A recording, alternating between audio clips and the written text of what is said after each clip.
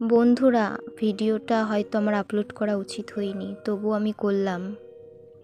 কারণ তার অনেক ভক্ত আছে, পেরেও হয়তো আসতে পারিনি বা সম্ভব হয়নি। তার অনেক ভক্ত আছে যারা তাকে দেখার জন্য উতলা। অনেক দূর দূর থেকে এখানে মানুষ আসে, ভক্তরা আসে তার দর্শনের জন্য। এমনও দর্শন আছে যারা ইচ্ছে করেছে, হয়তো সম্ভব হয়নি তাদের পক্ষে, তো তাদের জন্যই ভিডিওটা করা। তারা যেন শেষ দর্শন তাকে দেখতে পারে এবং শেষ শ্রদ্ধায় প্রণাম জানাতে পারে। তো সবাইকে বলবো শেষ প্রণাম তাকে জানিও এবং দর্শন করো।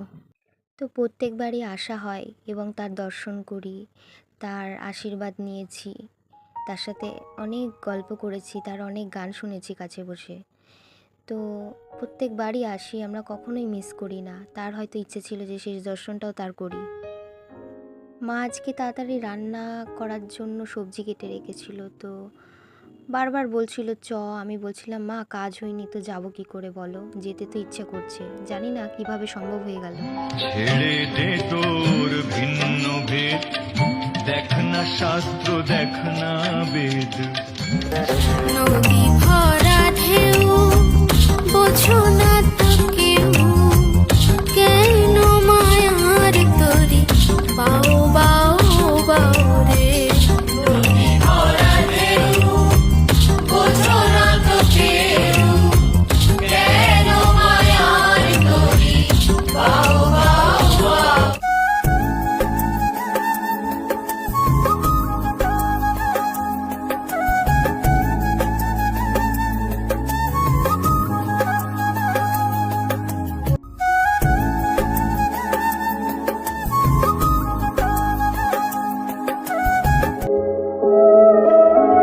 তো বন্ধুরা, আজ আমার ভিডিও এখানেই শেষ। তোমরা অবশ্যই কমেন্টে তাকে শেষ শ্রদ্ধা জানিয়ে দিও, শেষ দর্শন করো। তো আজ এই অবধি, নতুন ভিডিও নিয়ে আবার হয়তো আমি আসবো। বাই।